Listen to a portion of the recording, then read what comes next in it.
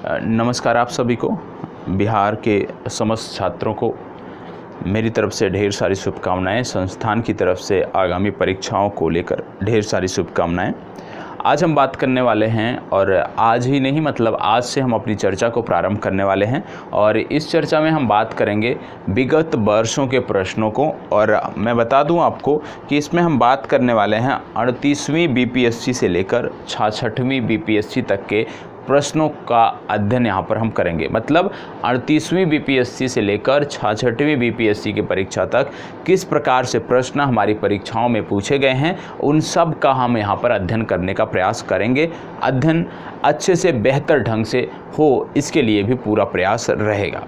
अब इसमें क्या है, क्योंकि प्रश्न पत्र जो हमारा होता है उसमें मिक्स प्रश्न होते हैं, लेकिन यहाँ पर जो हम अध्ययन प्रारंभ करने वाले हैं इसमें आप देखने को पाओगे कि इस विशेष अध्ययन में आपको देखने को मिलेगा कि सब्जेक्ट वाइज हम यहाँ पर अध्ययन करेंगे। सबसे पहले जो हम अपनी शुरुआत करने जा रहे हैं ये प्राचीन भारत के प्रश्नों से करेंगे कि किस प्रकार से प्राचीन भारत के इतिहास के प्रश्न हमारी परीक्षाओं में पूछे गए हैं। उसके बाद फिर मध्यकालीन भारत और आधुनिक भारत, और इसी के बाद हम अन्य विषयों की तरफ बढ़ेंगे। तो कहने का मतलब है कि जब तक हमारी परीक्षा समाप्त होती है तो अपनी परीक्षा से पूर्व, अपने परीक्षा से कम 10 से 15 दिन पूर्व हम इस चर्चा को समाप्त कर लें, और जो विगत वर्षों के प्रश्नों का अध्ययन है उसको पूरी तरह से यहाँ पे संपन्न किया जा सके। तो सबसे पहले आज की जो चर्चा है विशेषकर प्राचीन भारत के इतिहास से संबंधित चर्चा आपको देखने को मिलेगी। तो एक एक करके प्रश्नों को ध्यान से देखना है, और कुछ अतिरिक्त चीज़ें यदि बताई जाती हैं तो उन फैक्ट को नोट करना है,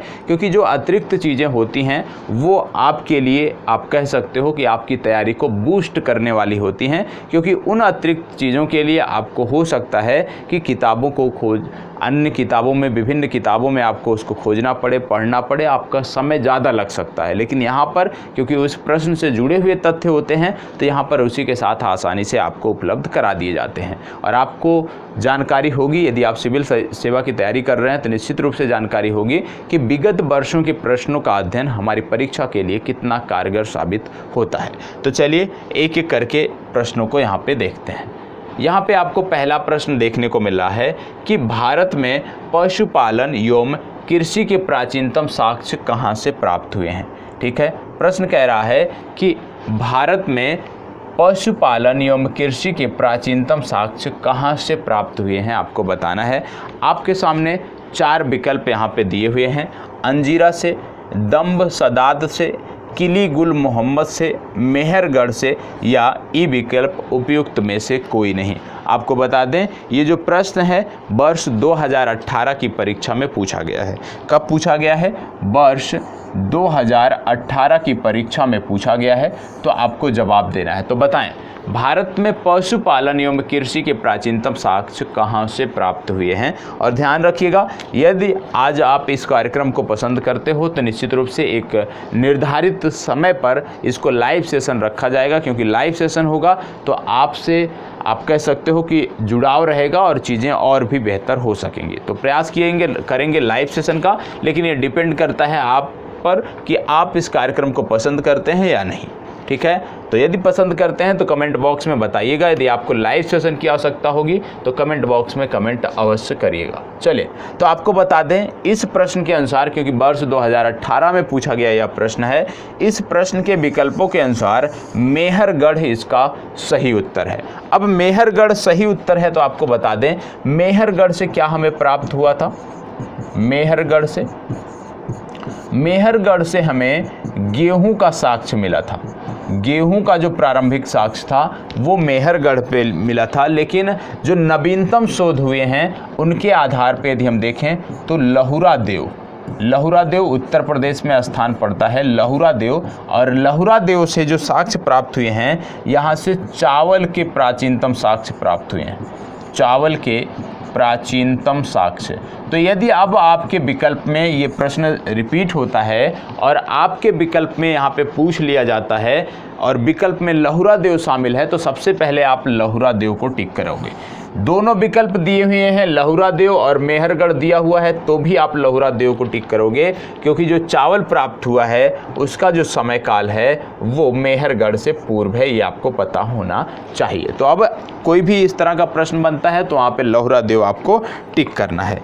आपको बता दें कि खाद्यान्नों का सर्वप्रथम जो उत्पादन प्रारंभ हुआ, जो हमें साक्ष्य मिलते हैं वो मिलते हैं नवपाषाण काल से। ठीक है, मतलब कृषि के जो साक्ष्य हमें मिलने प्रारंभ हुए हैं ये नवपाषाण काल से हमें मिलने प्रारंभ हुए हैं, ये आपको पता होना चाहिए। तो खाद्यान्नों का सर्वप्रथम उत्पादन यदि कभी पूछ लिया जाए तो हमें बताना है खाद्यान्नों का सर्वप्रथम उत्पादन नवपाषाण काल से हमें प्रारंभ देखने को मिलता है। आपको यह भी पता होगा कि पाषाण काल को 3 भागों में बांटा जाता है, उनमें से एक है नवपाषाण काल, दूसरा आपका है मध्यपाषाण काल, मध्यपाषाण काल, और तीसरा जो पाषाण काल का विभाजन है वो किया जाता है पूरा पाषाण काल। तो सबसे पहला विभाजन कौन सा है?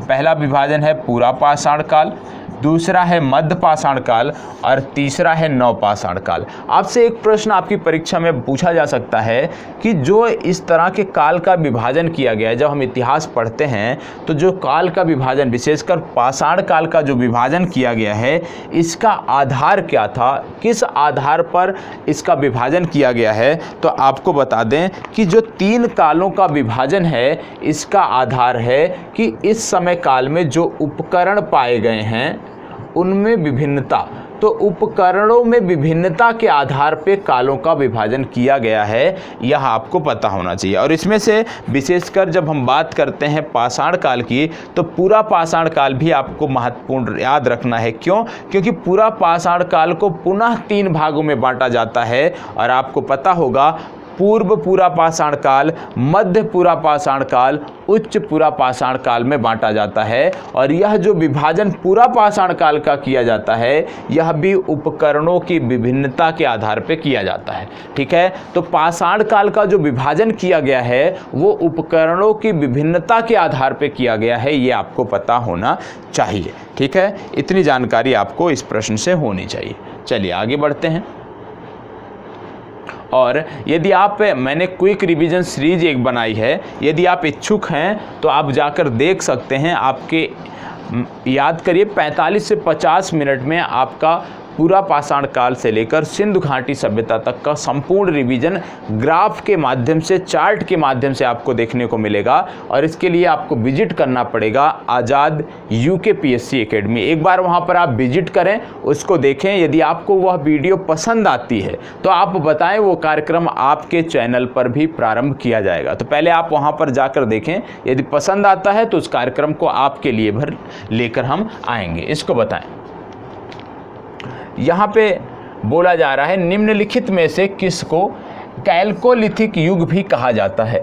इनमें से किसको कैल्कोलिथिक युग भी कहा जाता है आपको बताना है। और ये जो प्रश्न है ये वर्ष 2000 की परीक्षा में पूछा गया है। वर्ष 2000 में BPSC में ये प्रश्न पूछा गया है कि किसको कैल्कोलिथिक युग भी कहा जाता है। विकल्प हैं पूरा पाषाण युग, नवपाषाण युग, ताम्र पाषाण युग या लौह युग। इनमें से कौन सा है आपको बताना है। चलें बताएं इनमें से कौन सा है। तो आपको बता दें इसका सही जवाब है ताम्र पाषाण युग।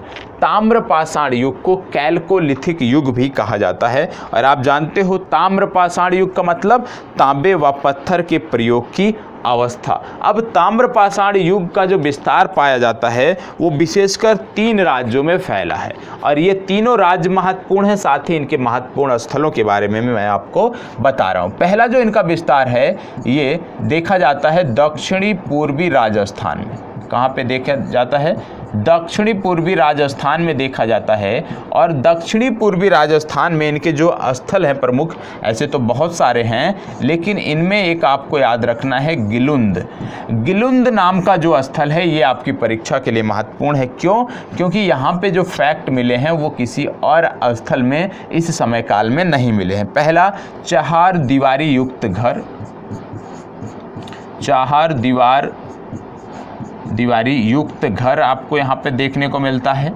दूसरा यहाँ पे देखने को मिलता है कि मिट्टी की इमारत।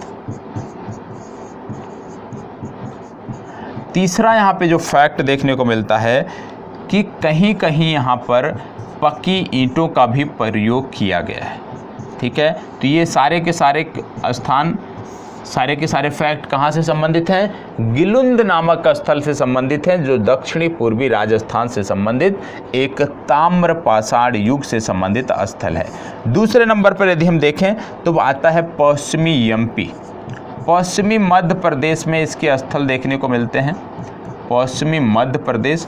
और पश्चिमी मध्य प्रदेश की जब बात करते हैं तो यहाँ पे कई सारे स्थल हैं, जैसे मालवा। राजस्थान में भी कई सारे थे लेकिन उतने महत्वपूर्ण नहीं थे। मालवा में यदि हम देखें तो चरखे और तकलियों के साक्ष्य मिलते हैं, चरखे व तकलियों के साक्ष्य, ये आपको पता होना चाहिए, नोट कर सकते हैं इसको। फिर इसके बाद कायथा स्थल पड़ता है, यह भी पड़ता है मध्य प्रदेश में। और कायथा में किलाबंद बस्तियां देखने को मिलती हैं, किलाबंद बस्तियां यहाँ पर आपको देखने को मिलती हैं कायथा में। और तीसरा स्थल आपको याद ही होगा, नवदा टोली। नवदा टोली, और नवदा टोली कैसे कोई भूल सकता है? नवदा टोली जो है यहाँ पे क्या मिला था? यहाँ पे इस समय काल में, जो कि नवदा टोली में जब ताम्र पाषाणिक युग के साक्ष्य मिले थे, तो नवदा टोली में देखने को मिला कि यहाँ पे चौकोर और वृत्ताकार घरों के साक्ष्य देखने को मिले थे। तो चौकोर और वृत्ताकार घरों के साक्ष्य विशेषकर ताम्र पाषाण युग से संबंधित नवदा टोली में देखने को मिले थे। और नवदा टोली की जो खोज किया था, इनका नाम भी महत्वपूर्ण है, इनका नाम है HD सांकलिया। HD सांकलिया ने नवदा टोली की खोज की थी, यह भी आपको पता होना चाहिए। ठीक है, इसके बाद तीसरा स्थल, तीसरा भी महत्वपूर्ण है। तीसरा स्थल संबंधित है महाराष्ट्र से। ठीक है, दो स्थल हमने देख लिए, राजस्थान, मध्य प्रदेश, और तीसरा जो देखने को मिलता है वो है महाराष्ट्र। ठीक है, महाराष्ट्र में क्या फैक्ट देखने को मिलता है? पहला नेवासा नामक स्थान है, नेवासा। और यहाँ पे आपको देखने को मिलता है पटसन का साक्ष्य, पटसन का साक्ष्य। ठीक है, दूसरा आपको देखने को मिलता है इनाम गांव, इनाम गांव। और इनाम गांव जो स्थल है, यहाँ पर आपको देखने को मिलता है 5 कमरों वाला मकान, 5 कमरों वाला मकान।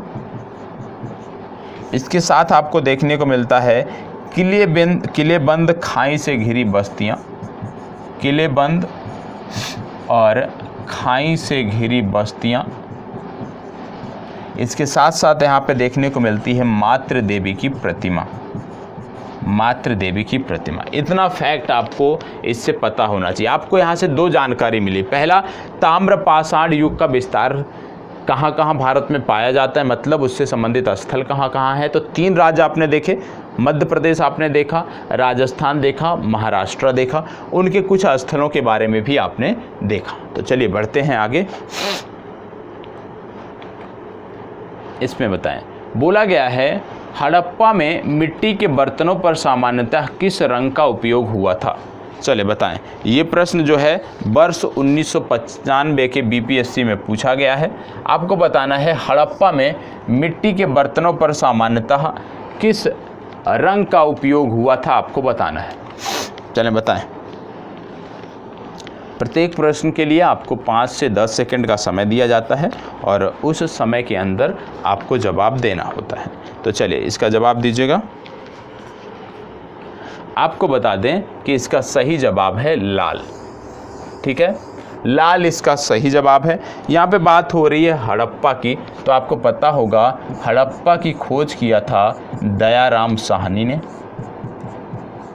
दयाराम साहनी ने हड़प्पा की खोज किया था। आप जानते हो कि यहाँ पे शंख का बना बैल सबसे पहले मिला, शंख का बना बैल, जो यहाँ पे फैक्ट मिले वो पता होना चाहिए। दूसरा आपको पता होगा उर्वरता की देवी का साक्ष्य, उर्वरता की देवी का साक्ष्य, ठीक है। इसके साथ साथ यहाँ से मिला ईंटों के वृत्ताकार चबूतरे, ईंटों के वृत्ताकार चबूतरे,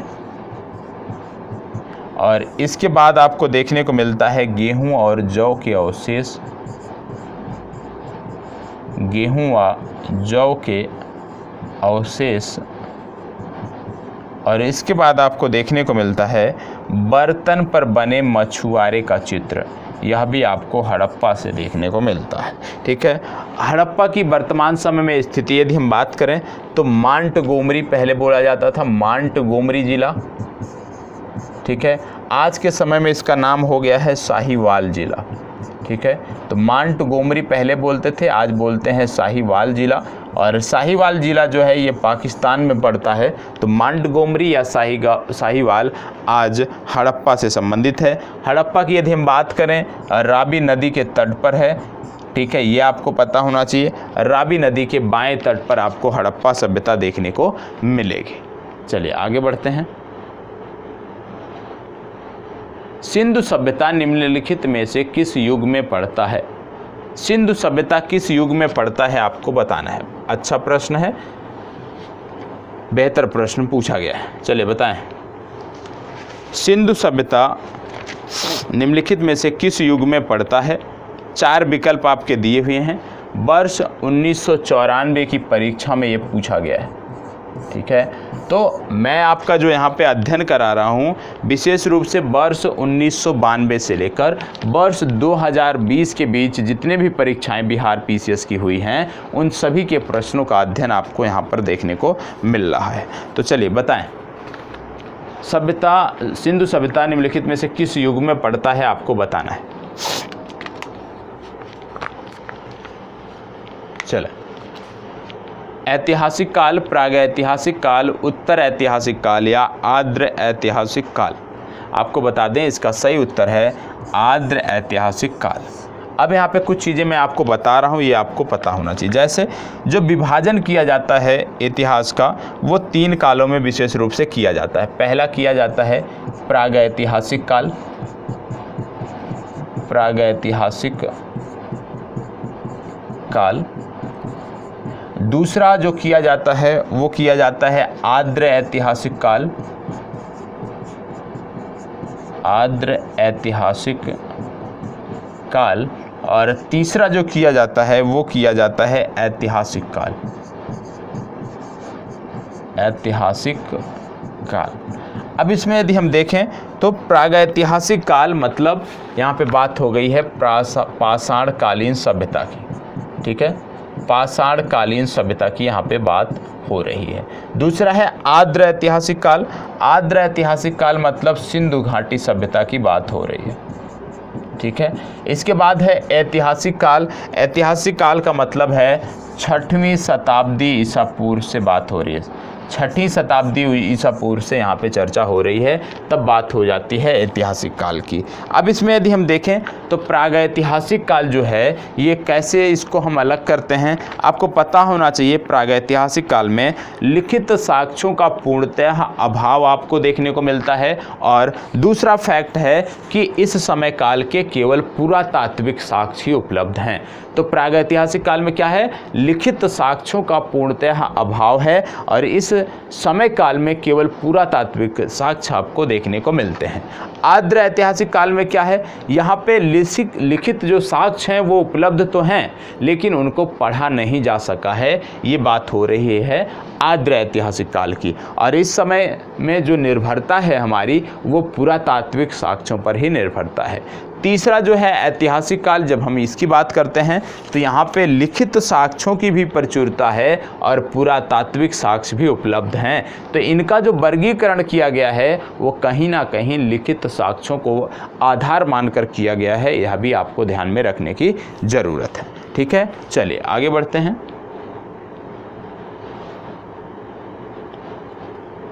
इसको बताएं, सिंधु घाटी सभ्यता की सबसे महत्वपूर्ण विशेषता क्या है? सिंधु घाटी सभ्यता की सबसे महत्वपूर्ण विशेषता क्या है आपको बताना है। वर्ष 2017 में ये पूछा गया प्रश्न है, तो जवाब दीजिए। सिंधु घाटी सभ्यता की सबसे महत्वपूर्ण विशेषता क्या है? सिंधु घाटी सभ्यता की सबसे महत्वपूर्ण जो विशेषता है वो है नगर नियोजन, मतलब पक्की ईंट से बनी इमारतें। ए विकल्प इसका सही उत्तर है, ये आपको पता होना चाहिए।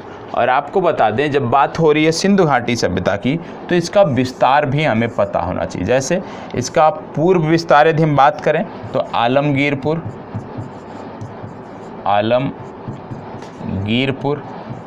इसके पश्चिम विस्तार की बात करें तो सुत कोंगेडोर।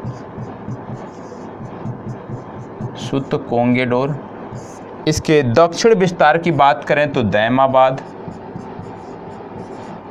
और इसके उत्तर विस्तार की बात करें तो मांडा। ठीक है, तो मांडा, सुत कोंगेडोर, दैमाबाद और आलमगीर, ये भी आपको पता होना चाहिए कि इनका विस्तार कहाँ कहाँ पे है। पूर्वी विस्तार आलमगीरपुर से शुरू होता है, पश्चिमी विस्तार समाप्त होता है सुत कोंगेडोर पे, उत्तरी विस्तार मांडा जम्मू कश्मीर और दक्षिणी विस्तार दैमाबाद महाराष्ट्र में इनका होता है। ठीक है, चलें आगे बढ़ते हैं। निम्नलिखित में से कौन सा एक हड़प्पा का बंदरगाह है, आपको बताना है। इनमें से कौन हड़प्पा का बंदरगाह है, आपको बताना है। चले बताएं, इनमें से कौन सा हड़प्पा का बंदरगाह है, आपको बताना है। और ये जो प्रश्न है 2011 में पूछा गया प्रश्न है, 2011 की परीक्षा में पूछा गया प्रश्न है, बताएं। ये सारे के सारे प्रश्न आपके घटना चक्र से मैंने संकलित किए हैं, लेकिन वर्षवार चैप्टर वाइज संकलित किए हैं। ठीक है, तो आपको बताना है। चलें, क्योंकि यदि आप संकलित करने जाएंगे तो बहुत ही समय लग जाएगा। बताएं, निम्नलिखित में से कौन सा एक हड़प्पा का बंदरगाह है?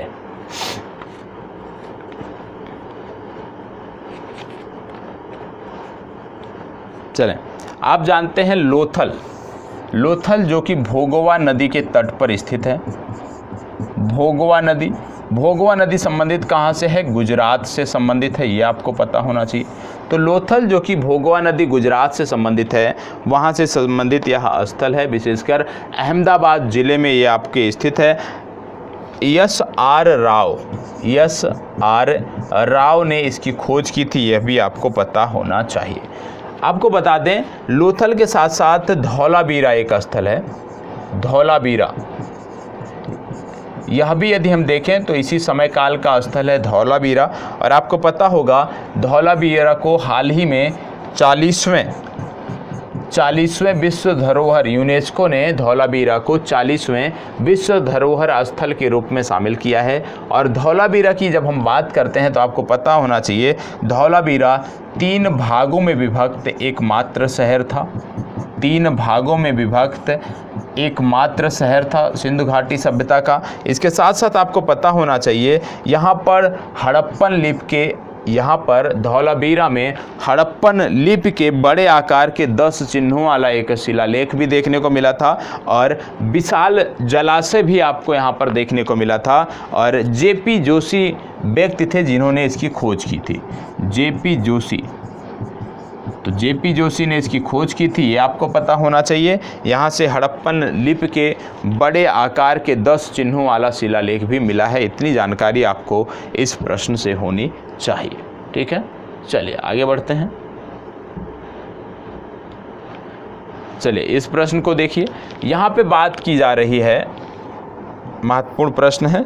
बात की जा रही है, निम्नलिखित में से किस हड़प्पन कालीन स्थल से टेराकोटा का हल प्राप्त हुआ है? टेराकोटा का हल कहाँ से प्राप्त हुआ है, आपको बताना है। धौलावीरा, बनावली, कालीबंगा या लोथल। आपको बता दें कि आपकी करंट अफेयर्स की भी कक्षा, प्रत्येक दिन करंट अफेयर्स का लाइव सेशन आपको देखने को मिलता है। कहाँ पर? आज़ाद UKPSC एकेडमी पर सुबह 8:30 बजे से लाइव सेशन होता है। बहुत ही अच्छे तरीके से प्रतिदिन के करंट अफेयर्स कराए जाते हैं। यदि आप इच्छुक हैं तो वहाँ से हमें ज्वाइन कर सकते हैं, और यदि वहाँ नहीं ज्वाइन करना चाहते हैं तो कमेंट बॉक्स में बताएं, आपके इसी चैनल पर उस प्रोग्राम को लाया जाएगा, इस चैनल पर भी लाइव रखा जाएगा। ठीक है, तो चलिए इसको बताएं। यहाँ पे मैंने आपको बोला कि टेराकोटा का हल कहाँ से प्राप्त हुआ है, तो टेराकोटा का हल प्राप्त हुआ है बनावली से। बनावली कहाँ पे पड़ता है, हरियाणा में पड़ता है, ये आपको पता होना चाहिए। बनावली हरियाणा में पड़ता है, जहाँ से टेराकोटा का हल प्राप्त हुआ है। इसकी खोज आर.एस. बिस्ट ने किया था, ये भी आपको पता होना चाहिए। आर.एस. बिस्ट ने इसकी खोज की थी। आपको बता दें कि जब बात हो रही है बनावली हरियाणा की बात हो रही है, तो नगर को तारांकित, ये आपको पता होना चाहिए। यहाँ पर क्या मिला था, यहाँ पर नगर को तारांकित भागों में विभक्त करती हुई सड़कें देखने को मिली थी। तारांकित भागों में विभक्त करती हुई सड़कें देखने को मिली थी बनावली में। इसके साथ साथ यहाँ पे मुहरे व बटखरे भी प्राप्त हुए थे, ये भी आपको पता होगा। इसके साथ साथ आपको पता होगा लाजवर्द तथा कर्नेलियन, याद रखिएगा कॉर्नेलियन, लाजवर्द तथा कॉर्नेलियन यहाँ पे प्राप्त हुए थे, ये भी आपको पता होना चाहिए। ठीक है, तो ये आपको पता होना चाहिए इतनी जानकारी। मुहरे तथा बटखरे नगर को, सबसे महत्वपूर्ण जो बनावली के संदर्भ में है वो है नगर को तारांकित भागों में बांटती हुई सड़कें। तो ये जरूर याद रखिएगा कि बनावली में नगर को तारांकित भागों में बांटती हुई सड़कें आपको देखने को मिली थी, ये आपको पता होना चाहिए। ठीक है, इसको बताएं, निम्नलिखित में से किस हड़प्पन नगर में जुते हुए खेतों का साक्ष्य देखने को मिलता है। और ये जो प्रश्न है ये पूछा गया है 2020 में, 2020 में पूछा गया प्रश्न है। बताएं कहाँ पर जुते हुए खेतों का साक्ष्य मिला है। बहुत ही आसान सा प्रश्न है, आपको बता दें इसका सही उत्तर है कालीबंगा। और कालीबंगा की जो खोज किया था, इनका नाम आपके लिए महत्वपूर्ण है, इनका नाम है अमलानंद घोष। किसने किया था, अमलानंद घोष ने इनकी खोज की थी, ये आपको पता होना चाहिए। और कालीबंगा की यदि हम बात करें तो ये वर्तमान में आपको राजस्थान के हनुमानगढ़ जिले में देखने को मिल जाएगा। कहाँ पे, हनुमानगढ़ जिले में देखने को मिल जाएगा, ये आपको पता होना चाहिए। यहाँ से संबंधित कुछ फैक्ट आपको बता दें तो सबसे पहले आपको पता होना चाहिए कच्ची ईंटों के घर आपको देखने को मिलते हैं। कच्ची ईंटों के यहाँ पे घर देखने को मिलते हैं। दूसरा यहाँ पे आपको पता होना चाहिए भूकंप का जो साक्ष्य देखने को मिलता है, भूकंप का साक्ष्य भी कालीबंगा में मिला है। ठीक है, तो भूकंप का साक्ष्य, बाकी यहाँ पे जुते हुए खेत की तो साक्ष्य मिला ही है। साथ ही अग्निकुंड का भी साक्ष्य यहाँ पे मिला है, अग्निकुंड का भी साक्ष्य मिला है। और चौथा, सेल खड़ी तथा मिट्टी के मोहरें भी प्राप्त हुई हैं।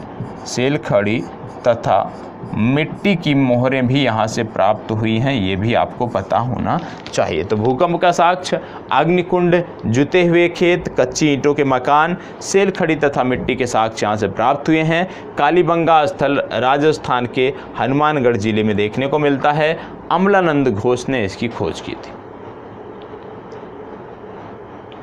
चलें इसको बताएं, निम्नलिखित में से कौन हड़प्पा और मोहनजोदड़ो के उत्खनन से संबंधित नहीं थे। इनमें से कौन से हैं जो हड़प्पा और मोहनजोदड़ो के उत्खनन से संबंधित नहीं हैं, आपको बताना। 4 नाम यहाँ पर आपको देखने को मिल रहा है, R.D. Banerjee, K.N. Dixit, M.S. वत्स और B.A. स्मिथ। इनमें से कौन सा सही है आपको बताना है। चलें बताएं, इनमें से कौन सा सही है आपको बताना है।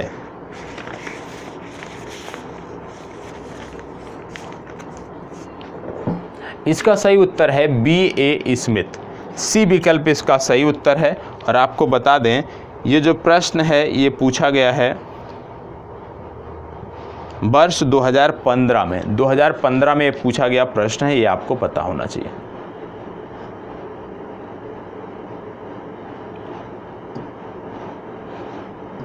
चलें इसको बताएं, बोगज कोई का महत्व इसलिए है कि बोगज कोई अभिलेख प्राप्त हुआ था।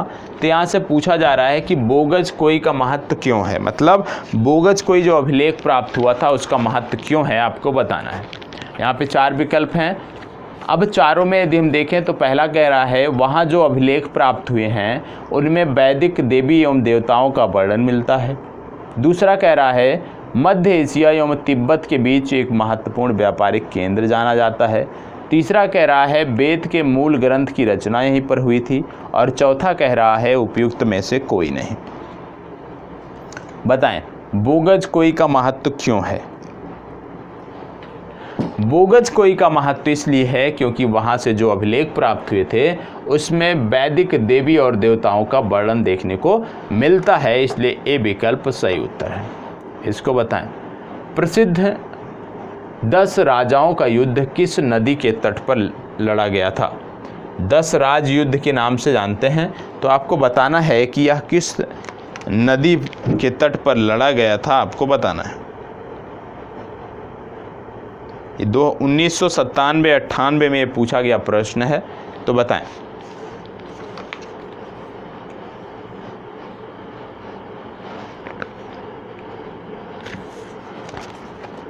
आपको पता होगा परशुणवी रवि नदी, और इसको बोलते हैं रावी नदी। और आपको यह भी पता होगा, अभी मैंने आपको बताया था कि रावी के बाएं तट पर आपको हड़प्पन स्थल देखने को मिलता है, तो इसका सही उत्तर है परशुणवी या रावी नदी। इसको बताएं ऋग्वेद का कौन सा मंडल पूर्णतः सोमदेव को समर्पित है? बताएं।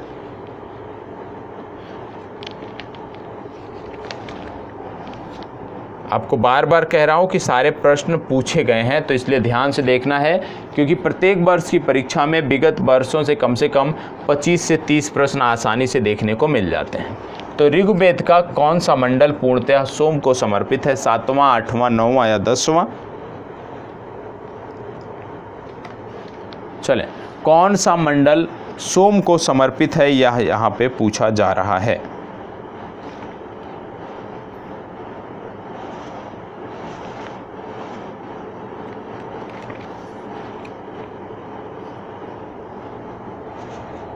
चलें, जवाब दीजिएगा। यहाँ पे आपको बता दें कि जो 9वां मंडल है, जो 9वां मंडल है ये सही जवाब है। सी विकल्प आपका सही उत्तर है। आपको पता होगा ऋग्वेद में कुल 10 मंडल देखने को मिलते हैं, और 10वें मंडल में यदि हम देखें तो 10वें मंडल में चर्चा है चारों वर्णों की उत्पत्ति का। तो यह भी याद रखना है कि ऋग्वेद के 10वें मंडल में चारों वर्णों की उत्पत्ति का उल्लेख देखने को मिलता है। टोटल 10 मंडल और 1028 सूक्त देखने को मिलते हैं। और आपको बता दें 1028 में से 1017 सूक्त जो हैं ये संबंधित हैं साकल में। बाकी की जो सूक्ति हैं 11 जो सूक्त हैं ये संबंधित हैं वालखिल्य में। ये भी आपको पता होना चाहिए। साथ ही साथ आपको पता होना चाहिए कि गोत्र, शूद्र, वर्ण, इन शब्दों का जो उल्लेख देखने को मिलता है सर्वप्रथम ऋग्वेद में देखने को मिलता है। इतनी जानकारी आपको इस प्रश्न से होनी चाहिए। ठीक है, चलिए आगे बढ़ते हैं। यहाँ पे पूछ लिया गया है, चलिए ये तो किसी का गलत नहीं होना चाहिए। प्रश्न कह रहा है ऋग्वेद संहिता का कौन सा मंडल 9वां मंडल पूर्णतः किसको समर्पित है? 9वां मंडल किसको समर्पित है आपको बताना है। बहुत ही आसान सा प्रश्न है, गलत जवाब मत दीजिएगा। चले बताएं 9वां मंडल किसको समर्पित है। अभी आपको बताया गया कि ऋग्वेद का जो 9वां मंडल है वो सोम को समर्पित है, तो सोम और इस पे पर नामकृत देवता को समर्पित है। डी विकल्प आपका सही उत्तर है। अब कुछ जानकारी आपको पता होना चाहिए, जैसे 9वां जो मंडल है, 9वां मंडल में कुल जो सूक्त हैं ये देखने को मिलते हैं 114, और 114 की 114 सूक्त जो है ये सोम को समर्पित हैं। आपको बता दें कि ऋग्वेद में जो पुरोहित होता था, पुरोहित उसको होता कहते थे, ये आपको पता होना चाहिए। ऋग्वेद के जो ब्राह्मण ग्रंथ हैं वो आपको पता होना चाहिए। पहला है ऐतरेय, पूछा जाता है कि ऋग्वेद के ब्राह्मण ग्रंथ कौन से हैं। पहला ऐतरेय है, दूसरा है कौशितकी। ठीक है। तो ऐतरेय और कौशितकी ये दो ब्राह्मण ग्रंथ हैं ऋग्वेद के जो आपको पता होने चाहिए। ठीक है, चलिए आगे बढ़ते हैं। गायत्री मंत्र किस पुस्तक में मिलता है? पूछा जा रहा है गायत्री मंत्र किस पुस्तक में मिलता है। आपको पता होगा कि गायत्री मंत्र के जो रचनाकार हैं वो विश्वामित्र थे, ये आपको पता ही होगा, बेसिक जानकारी है। और यहाँ पे पूछा जा रहा है कि किस पुस्तक में देखने को मिलता है, तो सबसे पहले आप जवाब दीजिएगा, फिर मैं आपको बताता हूँ।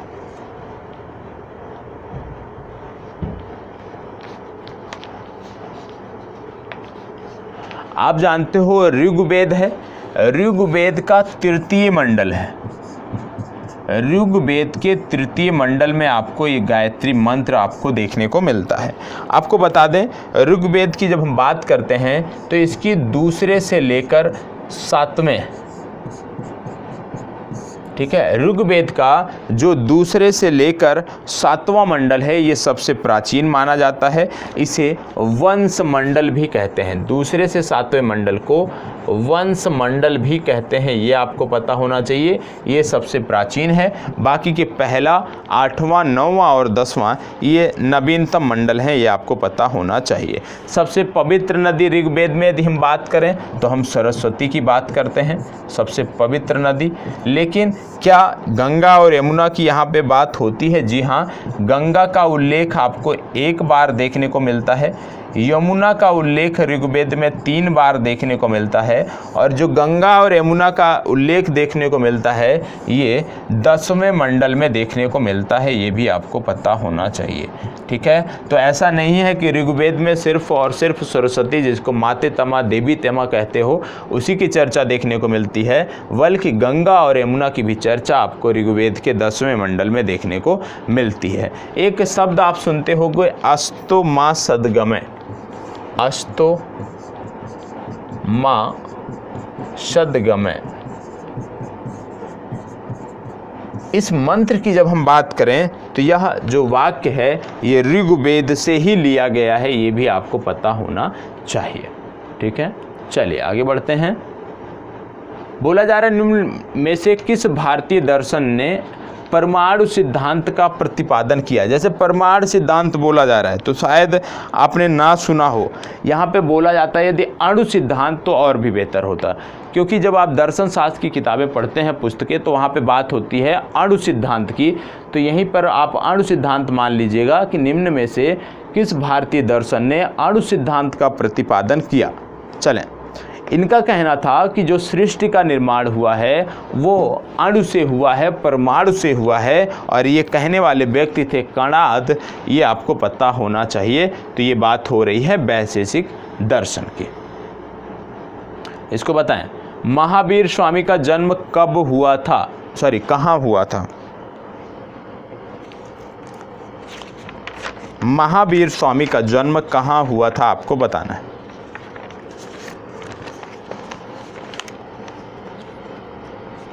चले बताएं, महावीर स्वामी का जन्म कहाँ हुआ था?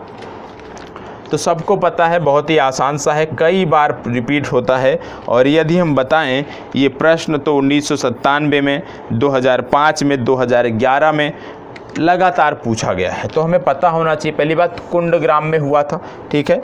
और महावीर स्वामी की यदि हम बात करते हैं तो 599 ईसा पूर्व में इनका जन्म हुआ था। आपको बताएं तो ज्ञान प्राप्ति इनके बारे में पूछा जाता है, तो जो ज्ञान प्राप्ति इनको हुई थी ये जंभिका ग्राम है, जंभिका ग्राम जहाँ पर इनको ज्ञान प्राप्ति हुई थी। और जंभिका ग्राम जो है ये ऋजुपालिका नदी, ऋजुपालिका नदी के तट पर है, तो यहीं पर इनको ज्ञान प्राप्त हुई।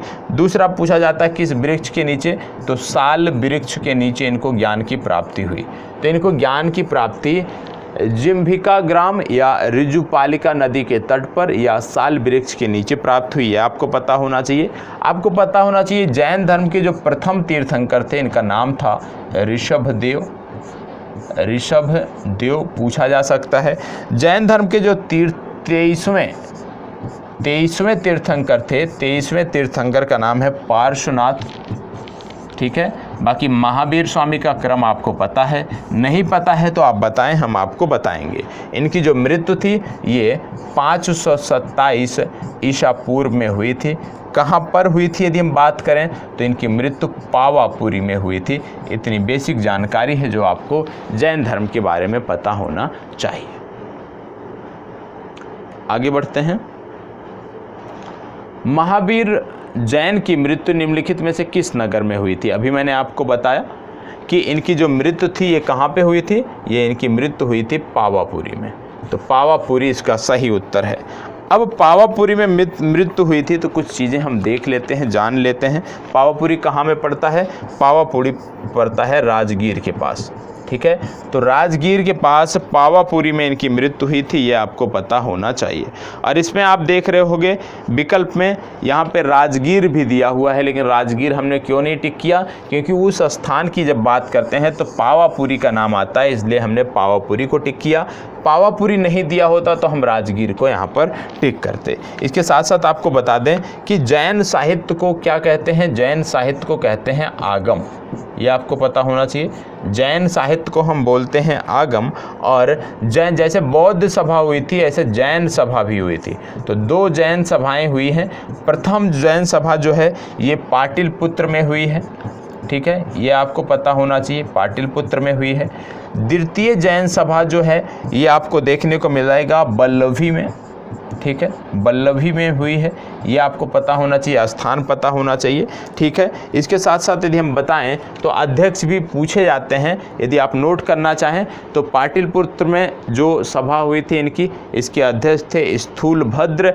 और जो सभा इनकी बल्लभी में हुई थी, बल्लभी में इनके जो अध्यक्ष थे वो थे देवर्धिगण। कौन थे? देवर्धिगण,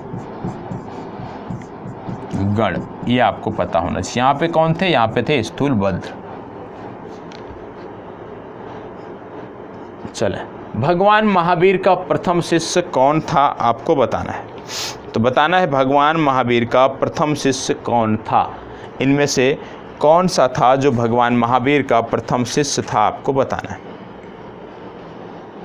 चलो, इनका प्रथम जो शिष्य था इनका वो था जमाली। ए विकल्प इनका सही उत्तर है। इसको बताएं, निम्नलिखित में से कौन सबसे पूर्वकालिक जैन ग्रंथ कहलाता है? इनमें से सबसे पूर्वकालिक जैन ग्रंथ कौन सा कहलाता है आपको बताना है। 12 अंग, 12 उपांग, 14 पूर्व या 14 उपपूर्व, आपको बताना है कि सबसे पूर्वकालिक जैन ग्रंथ कौन सा है। सबसे पूर्वकालिक जैन ग्रंथ कौन सा है आपको बताना है।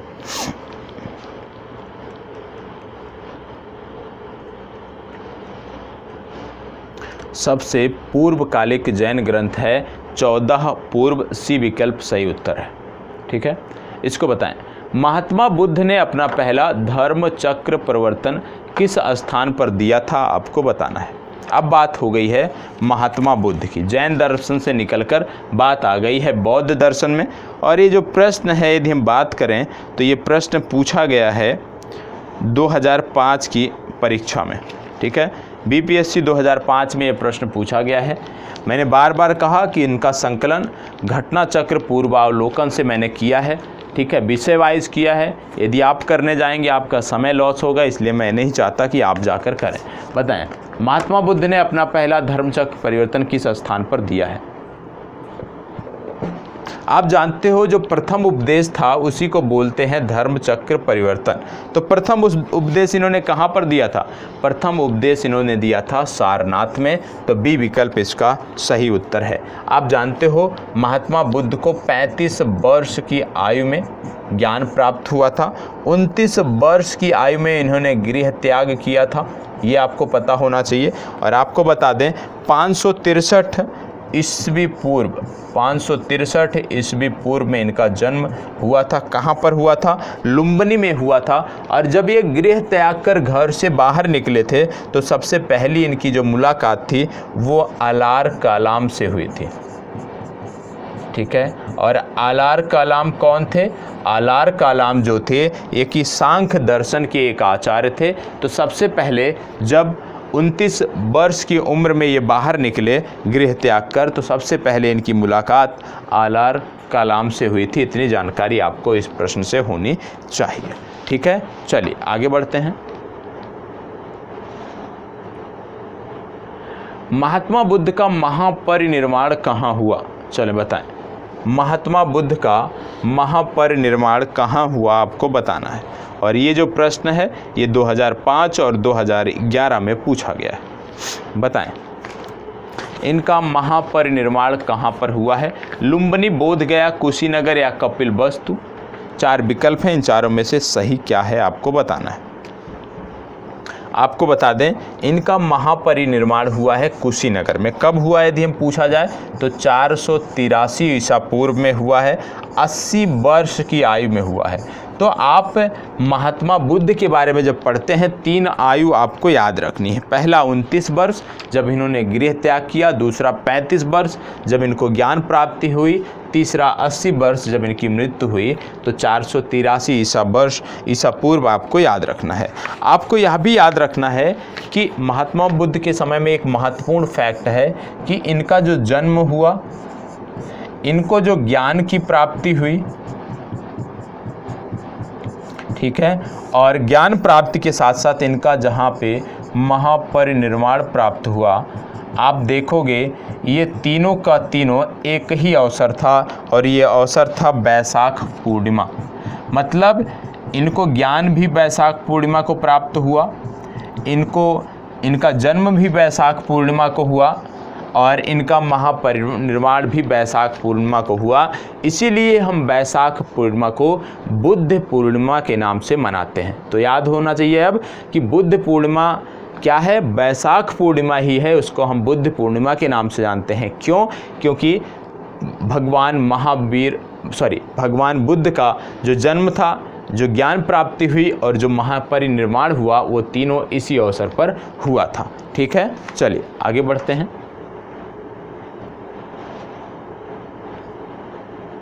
त्रिपिटक किसकी धार्मिक पुस्तक है आपसे पूछा जा रहा है।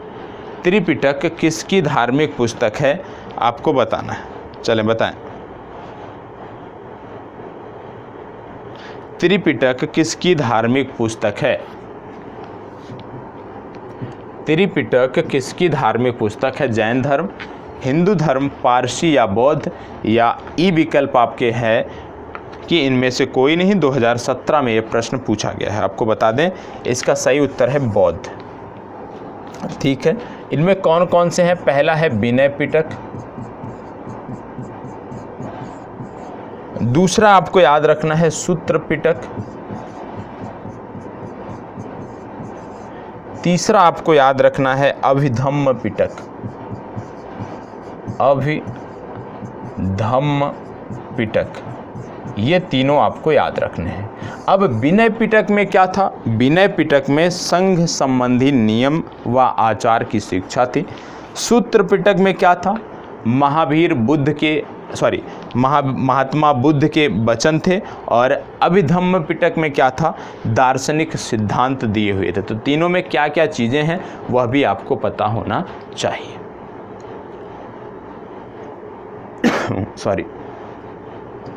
इसको बताएं।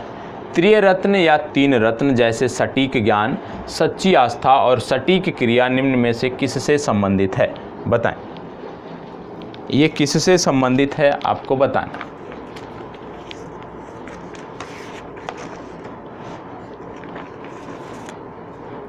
आपने सुना होगा सम्यक दर्शन, सम्यक चरित्र, सम्यक ज्ञान। तो सम्यक दर्शन, सम्यक चरित्र, सम्यक ज्ञान मतलब यदि आप जैन धर्म के अनुयायी हैं, जैन धर्म को मानते हैं, तो जैन धर्म में बताया गया है कि मोक्ष प्राप्ति के लिए आपको क्या करना है? सम्यक दर्शन, सम्यक चरित्र, सम्यक ज्ञान, इनका फॉलो करना है तो आपको मोक्ष मिलेगी। तो ये जो प्रश्न कह रहा है ये संबंधित है। इसका सही जवाब क्या है? जैन धर्म, सी विकल्प इसका सही उत्तर है। इसको बताएं। निम्नलिखित में से कौन सी बात बौद्ध धर्म तथा जैन धर्म में समान नहीं है? क्या ऐसा है जो बौद्ध धर्म और जैन धर्म में समान नहीं है, बताएं। बहुत ही आसान सा प्रश्न है।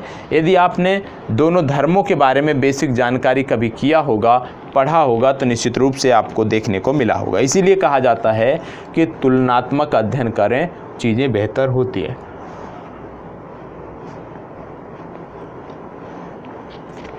बताएं।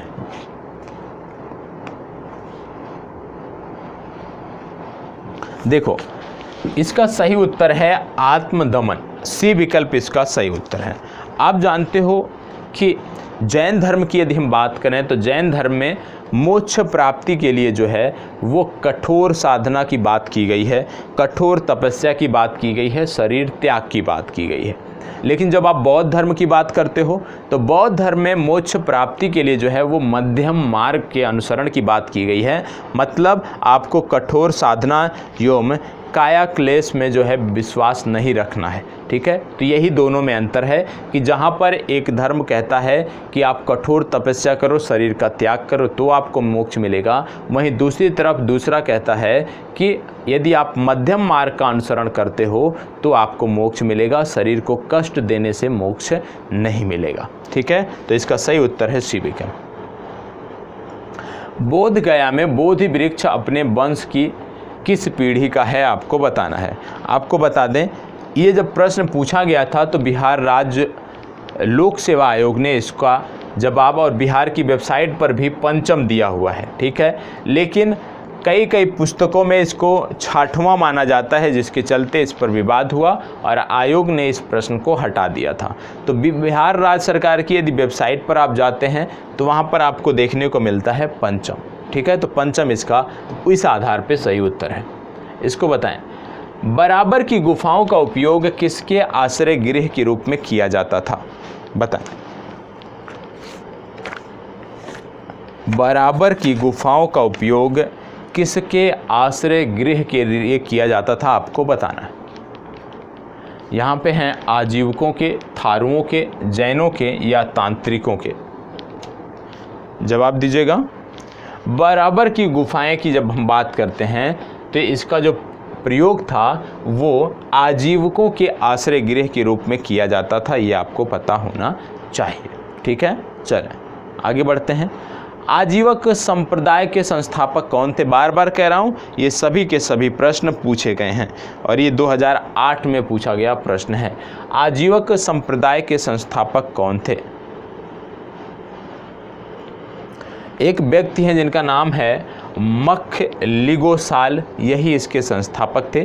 प्रारंभ में ये महावीर स्वामी के शिष्य थे, लेकिन बाद में कुछ विवाद के चलते इन्होंने एक नया धर्म शुरू कर दिया जिसका नाम इन्होंने रखा आजीवक संप्रदाय। और आपको बता दें, इनका जो सिद्धांत है वो है नियतिवाद। नियतिवाद के सिद्धांत का इन्होंने प्रतिपादन किया। नियतिवाद में आप सब कुछ जो है आप कह सकते हो कि अपनी किस्मत के भरोसे छोड़ सकते हो, सब कुछ नियत पर टाल सकते हो कि जो आज हो रहा है, जो कल होगा, वो सब कुछ पहले से नियत है, पहले से निश्चित है। तो ये है आपका नियतिवाद और नियतवाद के ये प्रतिपादक हैं। पाटलिपुत्र के संस्थापक कौन हैं, बताएं। आप जानते हो पाटलिपुत्र जो नगर था वो गंगा और सोन नदी के तट पर था। आधुनिक पटना नगर को पाटलिपुत्र नगर कहा जाता था। उदयन एक व्यक्ति थे जो इसके संस्थापक थे, यह आपको पता होना चाहिए। ठीक है, शिशुनाग वंश, नंद वंश और मौर्य वंश की ये राजधानी भी हुआ करती थी, यह भी आपको पता होना चाहिए और आज पूरे बिहार की राजधानी है। इसको बताएं, किस शासक द्वारा सर्वप्रथम पाटलिपुत्र का राजधानी के रूप में चयन किया गया? किसने पाटलिपुत्र का चयन राजधानी के रूप में किया, आपको बताना है। 4 विकल्प हैं, इन चारों में से आपको अपने उत्तर का चुनाव करना है।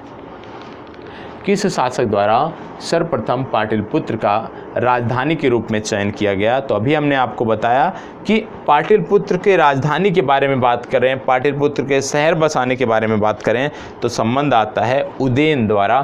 तो सी विकल्प इसका सही उत्तर है। इसको बताएं, निम्नलिखित में से किस राजा ने पाटलिपुत्र बसाया था? फिर वही प्रश्न आ गया है और यहाँ पे फिर जवाब आपका होगा उदयन।